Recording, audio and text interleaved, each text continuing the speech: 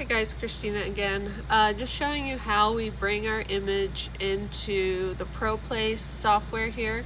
So it is a cloud-based program. So you just go to your Chrome, you open it. I have this pinned here to the top, so you can do the same for yours.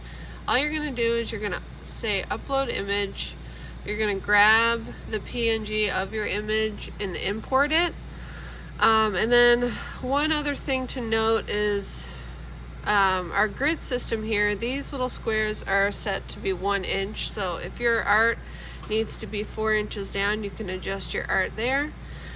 The next thing we want to do is click this icon here, and that's gonna cast your image to your platen, and you should be good to go.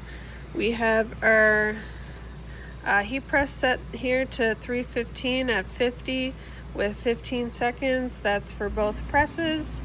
And we also have our sheet here for texture. And that's it. Thank you.